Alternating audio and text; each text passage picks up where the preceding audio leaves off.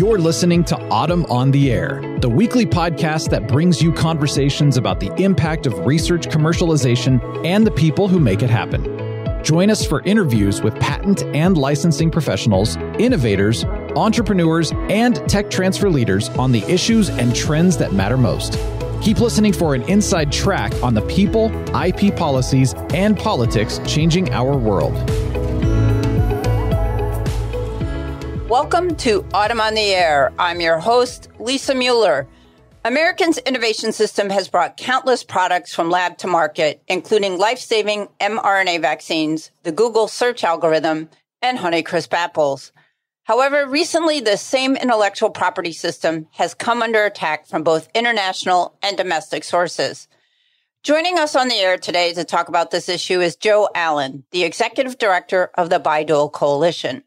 Joe is a 30-year veteran of national efforts to foster public-private sector commercialization partnerships and author of numerous articles on technology management for national publications.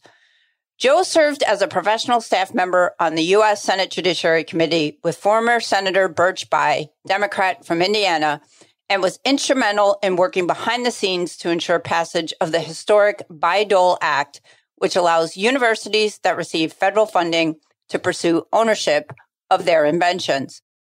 Welcome to the air, Joe. I'm so excited to see you again and have you on the podcast today. I always enjoy talking to you, Lisa, and I appreciate being invited back. So I'm looking forward to our discussion. Likewise, you and I keep talking about these issues and, it's always great to have a meaningful discussion with you. So let's go ahead and jump right into it. We're going to talk about Bayh-Dole and the March-In provision. And in the U.S., some lawmakers and patent critics are encouraging the Biden administration to misuse this policy as a de facto price control for prescription drugs, distorting the law's original goal. What's your thoughts on that? Well, I think you said it very well. I mean, it actually does completely distort the law's original goal. And that's one reason why we keep fighting this battle over and over again. But so far, we keep winning because I think when people actually look at what the statute actually says, as to what people says it says, it's really clear it is not used for price control. The purpose of Bayh-Dole really was to encourage the commercialization of federally funded inventions. And the reason that we have March-In Rights, which we can talk about a little bit later, is in those circumstances when it looks like somebody's not making a good faith effort to commercialize it, then the government can march in, or if you can't meet the needs of an emergency. But there's nothing in the statute or the legislative history saying that if you do commercialize a product, the government can come back and second guess your pricing. So that's really what the whole fight is about. And it's too bad we keep on going around and around this rosemary bush, but apparently the critics want to keep on trying, even though they keep getting knocked down. And I guess we just have to keep explaining why they're off on a mission that really doesn't make any sense. Yeah, it really is interesting how we keep going round and round and round on this topic. And can you just talk a little bit about how this misuse goes against the original intent of the March-In provision? Sure. Basically, without going, well, actually, we'll go back to World War II and we'll start from there, but we'll go quickly.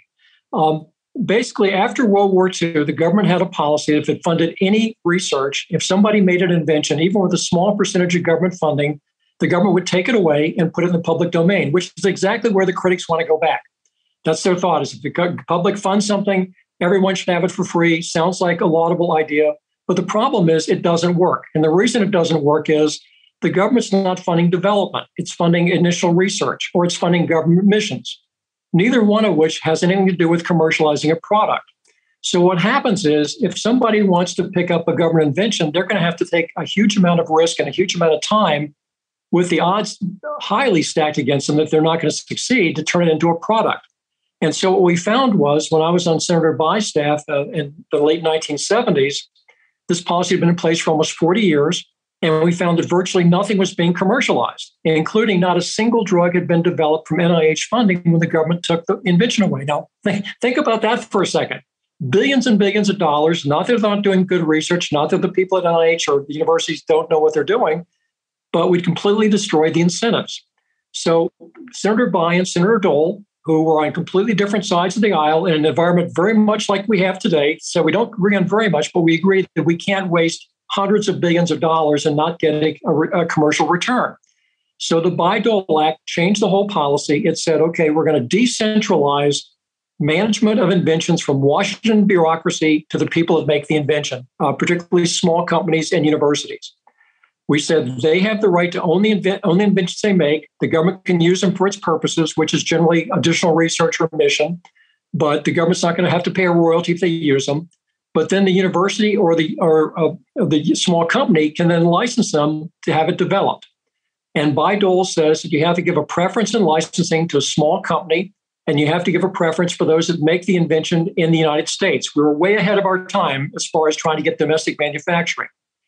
Universities have to share royalties with their inventors, and they have to use any remaining royalties they get from a successful commercialization to pay their costs, their tech transfer costs, which again are not paid by the government. A lot of people don't realize this. Bayh-Dole is not a free ride. The university pays for their own patenting costs, not the government. And also to reward inventors and to fund more research. So that was how the law worked. But also, remember in 1980, because the previous policy said the government was going to take inventions away, very few universities had a tech transfer office because there was really no reason for a tech transfer office because you weren't going to get much technology to transfer except for a few universities. So the reason we have March-In Rights is twofold. I mentioned before that the purpose of Bayh-Dole is to make sure that good faith efforts are being made to commercialize a product as quickly as possible. Now, sometimes that can't be done, but at least to make sure people are actually trying to do it. There was a concern in Congress that what's going to happen if we have a dominant big company that has a product on the market that's basically carrying their company. And all of a sudden they get the word that a university has an invention that actually may antiquate their product. So we were concerned that we don't want them licensing that invention from the university for the specific purpose of suppressing it. The other thing was the Congress also was concerned that universities were new at licensing. So we didn't want them putting crazy terms in the license agreement, like you got to hire the president's daughter, or you have to hire our marching band, or just crazy, or have huge amounts of royalties up front. So in March-In Rights, we said the first March-In trigger, which is where all the controversy is, we said the government can march in. Now, with March-In Rights, what that means is if one of these triggers is hit, the government can go to the university and say, okay, we want you to issue a new license. Well, actually, they have to have a hearing to make sure that it actually hit the trigger. But let's suppose you went to the hearing, and in fact, it's turned out that the licensee is really not trying to commercialize the technology. So the government can say, okay, university, we want you to license another person. If the university refuses, the government can do that themselves. That's what March-In Rights means. It's like a fail-safe. It means the system's melting down. It's not something you want to happen often, but in worst case scenarios, like somebody sitting on an invention, or if the university, or maybe they've licensed it at a term that's not reasonable. So they're stopping commercialization because you've got some killer clause in there, which is stopping people from doing it. Then the government could march in. But that's the purpose, to make sure you're getting things commercialized. The other three triggers, which I'll go through real quickly, which are not the bone of contention, but just so you know, the other trigger is, okay, suppose you have licensed it, and Lisa's company can't make enough product to meet a pandemic, all right? So the government can say, okay, Lisa, you've commercialized it, God bless you, but you can't make enough vaccines to meet a pandemic, so we're going to march in and license other people. Or suppose the same scenario, you can't meet the needs of a government regulation. Suppose there's something we have to have some sort of smokestack emission. You've got the technology, but you can't make more than 3 a year. All right, in that case, the government can say, we're going to march in and license other people. The other trigger is, suppose you said you got the preference for domestic manufacturing. You said you're going to make it in Iowa, and you're making it in China, and somebody finds out. In that case, the government could march in. So that's how March-In Rights work. Those are the only four circumstances. So back to the first trigger about practical application. Bayh-Dole defines practical application, among other things, as saying that the product is available to the public on reasonable terms. And 20 years after Bayh-Dole passed, remember Bayh-Dole passed in 1980, around 2000, a law review article comes out by people who were critics of Bayh-Dole, critics of the patent system. They seized on that phrase on a reasonable term. Now, and what they said is, okay, a reasonable term means a reasonable price. And I can understand how, if you didn't know the statute, you didn't look at the legislative history, you could come to that conclusion. But Senator Bayh and Senator Dole and all of us involved in the statute have explained that's not how the statute works, because the first trigger only applies to the patent owner. The other three triggers apply to the patent owner and the licensee. The licensee is the company making the technology. So you're thinking, well, why does the first one just apply to the university? Because when we talk about reasonable terms, we're referring to the terms of a licensing agreement, not the terms of a sale. A university has no input over what the terms of the sale are. So that's the reason why when every administration has looked at the subsequent petitions for marching in on price control, Republican administrations, Democratic administrations, most were dismissed under the Obama-Biden administration. They looked at the statute, they looked at the history, and they said, oh, wait. It's clear that the law does not apply to prices. It applies to the terms of the licensing agreement. And that's really why we keep going around and around this rosemary bush, because they keep filing the same petition. In fact, the standing petition, which is pending right now, is 0 for 3. It was dismissed 3 times in the Obama-Biden administration. So what happened was when President Biden was elected, the same critics, the same people who went back 20 years when fighting the same fight, filed the same petition again. They filed it at NIH and the Department of the Army. The Department of the Army actually co-funded extending. So that's where we are right now. We're waiting again to have this whole thing decided. Again, I can understand why, if you didn't know anything about it, you could honestly look at that language and say, hey, wait, reasonable terms must be broader than that. But again, that's why you have to look at the statute and the legislative history. And it's clear if you look at that Bayh-Dole means let's commercialize it. Let's make sure it's licensed on terms that are reasonable. It does not mean that if you do succeed, the government can come back and define a price, because there's nothing in the statute on what a reasonable price actually is. So we can talk about that a little bit later. But if you ever did that, it would turn Bayh-Dole on its head. Rather than being a decentralized for the people that own the technology, it would have Washington micromanaging everything. The government has never had that kind of power before. So it would be like putting the bureaucracy on steroids, as opposed to our intent was get them out of the way of commercialization. Well, Joe, I think we have a really recent example of just how well Bayh-Dole works in the recent COVID-19 pandemic. The original basic technology for the mRNA vaccines that eventually Moderna and others commercialized came out of Penn. And thankfully, this basic research had been done years in advance, and Moderna was able to commercialize the vaccine, and we didn't need to exercise any March-In Rights provisions. And the biotech and pharma companies worked really well with one another to try and maximize production. So I think this was really a perfect example of just how well Bayh-Dole can and does, in fact, work. It actually is a perfect example, because if you actually look at that, it really shows you how commercialization actually works. Because mRNA, which is the basis of the Moderna vaccine, was invented, I think, at least 20 years ago. And it came out of the University of Wisconsin. It was first used for animal care. There was, and I'm sorry, I don't know her name, which I really should, because the lady at University of Pennsylvania is a real heroine. Yeah, she really is. She stuck with things, even though she was turned down multiple times.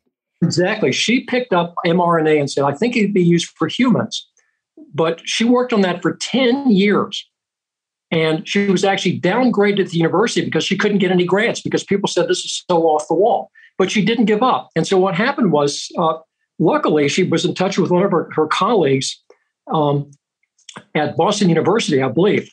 And they were just talking, and he came up with an idea how it actually could be made applicable to human care. Okay, so that was the stage where Moderna and other people licensed it.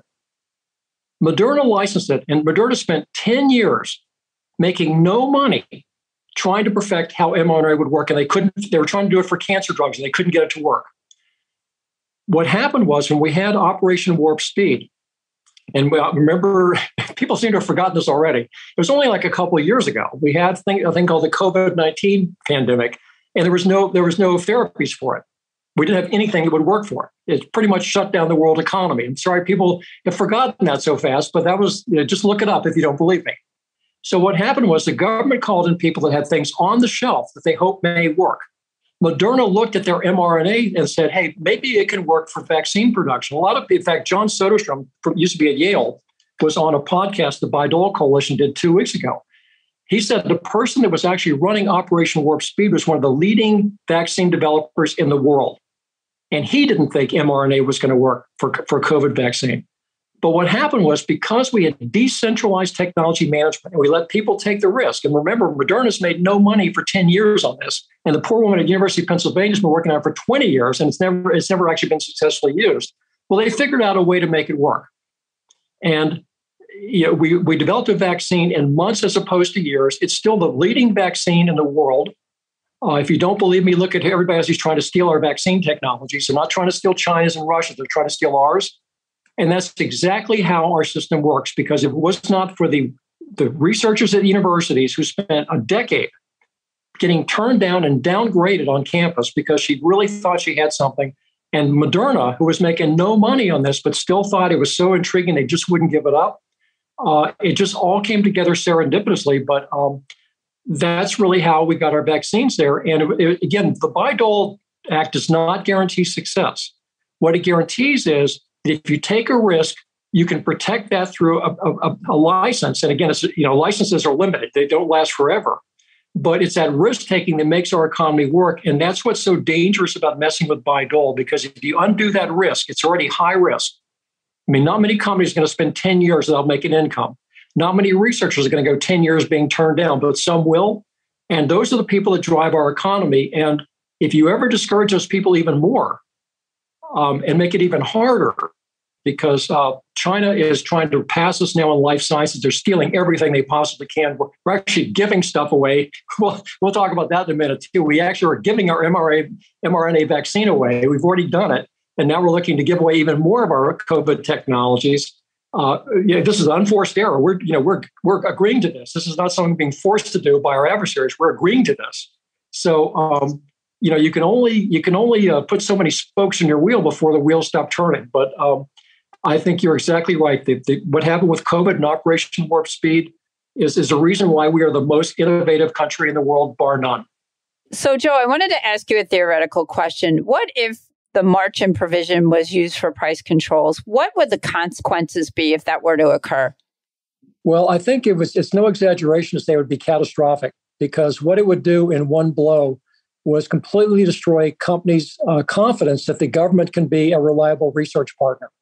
And it took us a long time to build that confidence up. Even after Bayh-Dole passed, we still had companies that were very reluctant to work with universities or federal laboratories for the simple reason that before Bayh-Dole, if they were stupid enough to put money into research at a university or federal lab, if an invention was made, it's going to be taken away from them and made available to their rivals. So even after Bayh-Dole passed, it really took us a number of years until after the Chakrabarty decision, after we set up the Court of Appeals of the Federal Circuit in 1982, and once Stanford and University of California started licensing the basic biotech process, what happened was large companies turned it down because it was high risk and kind of theoretical. So universities started spinning off companies like Genentech. And if you look at the U.S. biotech industry, it's still characterized by small companies taking a huge risk. And that's really what opened the doors up to university-industry collaboration. Now, the problem with misusing March-In rights for price control is that's not just limited to drugs, because Bayh-Dole applies to all federal agencies. It's a uniform policy. So once it's misused on one technology, it's open to be misused on other technologies. And the Bayh-Dole Coalition just had a webinar, I guess about 2 months ago, with 4 small business entrepreneurs in energy technologies. And they all said, listen, if you ever did this, we would never have licensed a university technology because we couldn't protect our investment. We had a venture funder that said, if March-Ins are ever misused, we're out of here. We got other things we can fund. No one would ever do this again because you couldn't protect your investment, for the simple reason that anybody could say, we don't like your price, and then ask the government to license somebody else. So, and on one fell swoop, it actually would destroy our system. And the irony is going to be, it's much more likely to destroy innovation than it is to lower prices anyway. So it would be a very bad thing to do. So, Joe, in thinking about it, I'm not aware of any case law that either directly or indirectly allows for March-In under Bayh-Dole based on lowering prescription drug costs. Are you aware of any? Well, there's no case law because there's never been a March-In petition for price ever been done. So, what's happened is these have been filed for about 20 years. Everyone has been dismissed under, like I mentioned before, Republican and Democratic administrations as not complying with the law. So what people need to understand is if the government did decide to march in, that starts a long, complex process. First of all, the company has the right, or the university has the right to appeal it. And so you would actually have an appeal to the secretary. In this case, it would be the Secretary of Health and Human Services. If you were turned down there, then you can go to federal court. So if people think that marching in on drugs is going to be a simple panacea, you start a long, complicated process. And I think it's very likely that the courts are going to toss it out because you've got 20 years of precedent for the same agency saying that that's not how March-In rights are used. You've got a clear history of Senator Bayh-Dole, and I was Senator Bayh's staff person. I wrote the legislative history. I wrote the committee report, and all of us would say that's not how the law works. So I think it would be unlikely the courts would uphold it. But having said that, you would destroy confidence because once the government showed it was capable of doing that, I don't think companies would trust them again. This is a high stakes game. The odds are huge that you're going to lose your money as opposed to make a lot of money. And I think what would happen is people would say, no, thank you. I just can't trust you anymore. Absolutely. And Joe, I wanted to ask you, U.S. lawmakers are also advocating for the use of Section 1498 of Title 28 of the U.S. Code as a price control mechanism.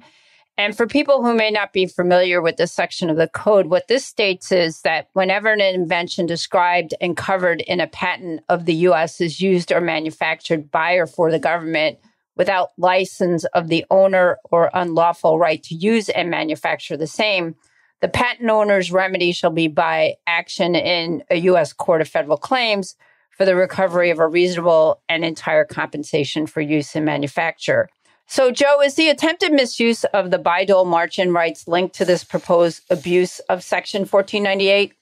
Well, actually, it is, because the same people that are pressing, it actually was a letter to President Biden from 100 progressives, people like Elizabeth Warren and Lloyd Doggett in the House side, urging him to either march in or use Section 1498. And frankly, I was really not familiar with 1498. It was sort of described to me as like eminent domain. So we just had a webinar I mentioned a couple of weeks ago. And so we asked a retired judge, Susan Brayton, who was actually the chief judge of the Court of Claims, about 1498. And what she explained to us was that 1498 came out of World War II. That basically you had, as people may know if you ever study any history, we had a huge industrial ramp up to fight and win the war.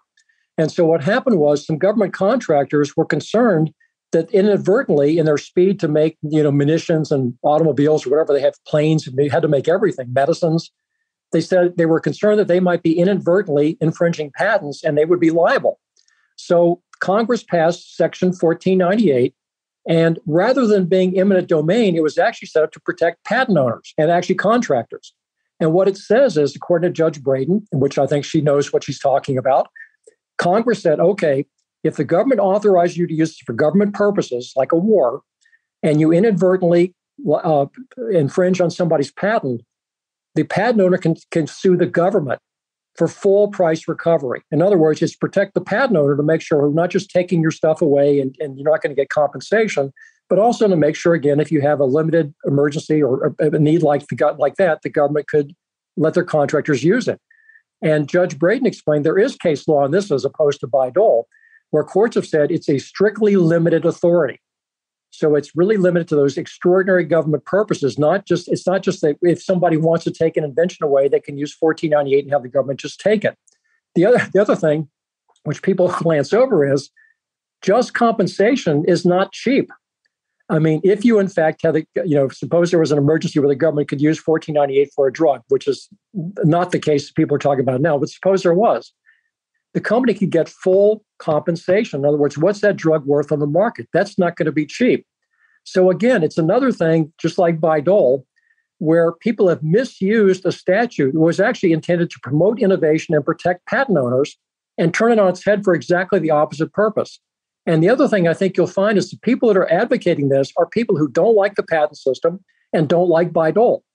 So, these are not the people that you really want to rely on to figure out how the law works. under our system, if you don't like the way the statute works, rather than just making up a new meaning, you amend the statute or pass a new law. Well, they can't do that. So what they're trying to do is just say, we're just going to misinterpret how the laws work. It's kind of like the Red Queen in Alice in Wonderland. Words mean what I want them to mean, no more and no less. That's not how laws work. Now, if you ever get to a system like that, again, the bottom's going to drop out of our entrepreneurship because you can't depend on the rules anymore. The rules change depending on what the people in power want them to mean, not what they mean on paper.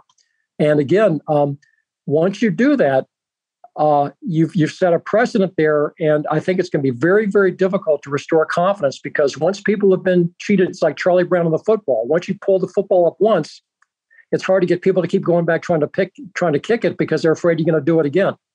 Yeah, absolutely. And Joe, I wanted to ask you, has capping of medication been tried before? Not that I'm aware of. And now again, capping medication costs is outside, this whole thing about negotiating with Medicare is outside of my domain. But if it has been done before, I'm really not aware of it. Yeah, then if this hasn't really been successful before, then, or done before, why do you think legislators keep coming back to it? Well, again, on the Medicare thing, at least they did pass a law. And I think, again, a lot of people have a legitimate concern that, you want to reduce prices of medicine if possible. But at the same time, I think most of us have the same concern that you don't want to kill innovation. We just talked about what happened with developing COVID vaccines and therapies. So you're trying to get a middle balance there. And what's going to happen with the Medicare negotiation? There's a lot of concern now that it actually is going to hurt innovation. Again, it's a legitimate issue to look at how you can lower prices, how you can make things more affordable. But the issue I have is the Bayh-Dole statute is not the mechanism for doing that. That's not the purpose of Bayh-Dole. So if people want to address why drugs are costly, you should do that in another statute rather than trying to mess around with something that works and risk losing our innovation system, which, the worst of all worlds is you have a pandemic and no one's going to develop a therapy because you've destroyed the incentives to do so. So I think we need to be really careful what you jump into because something may sound good on a soundbite, but it may in fact not be very good policy. Yeah, absolutely. So Joe, as the podcast comes to a close, what would you say we can do to help protect these provisions and prevent this abuse from occurring? I think, especially after the election last week, which has, got everybody in a tailspin. The one thing I think we can agree on is the big issue facing this country. One of the biggest issues is the economy. And I think we need to explain to people who really don't know. There's a lot of people who really don't make anything. They don't know entrepreneurs. They have no idea how things are commercialized. We really need to explain to people that our system works. It's leading the world. It's driving our economy. And we need to make sure that we preserve that because the thing about us that's unique is we're actually driven by small companies. And those people take an enormous risk. And that's the reason we're ahead of China and other competitors is, we have an entrepreneurial economy, which is based on risk and reward. So you have to be careful when you're heightening that risk that you're not going to stifle the very people that are actually driving us forward. And I think our opportunity is we need to explain that to people in plain English, no jargon. That's why when the Bayh-Dole Coalition, when we do a webinar, we only have people on there that actually have done this before and it can talk in plain English. Like if you listen to Judge Braden explain 1498, it's easy to understand what she's talking about. She doesn't get in the legal jargon. She's explaining exactly how the statute works and what it's supposed to do. And I think we have to do that homework because while we've been around this issue a number of times, I have in particular, for a lot of people, it's brand new. They've never heard this before. And what they hear is the government's funding research and development. It's de-risking things. And companies just running out the back door with inventions they're making, $1 bazillion on. That's not how our system operates. So we have an opportunity, but at the same time, we really can't just assume people know stuff because until you explain it to them, this is a world that most people have really not wandered into. Yeah, this is such an important topic. And thank you, Joe, for such an insightful conversation and for bringing your expertise to the podcast today and continuing to be a source of knowledge on these really important topics in the tech transfer community. Well, listen, I always enjoy talking with you. And I'm really glad you're doing what you're doing, because podcasts like this are a great way of getting information out. So thank you for inviting me, and I really enjoyed talking with you. Well, that's a wrap for this week's show. Catch you next time on the air. I'm your host, Lisa Mueller, signing off for now. Thanks for listening to Autumn on the Air with Lisa Mueller. Get social with us and share your thoughts. You can tweet us at AUTM or visit us online at AUTM.net. We'll be back next week on the air. Be sure to join us.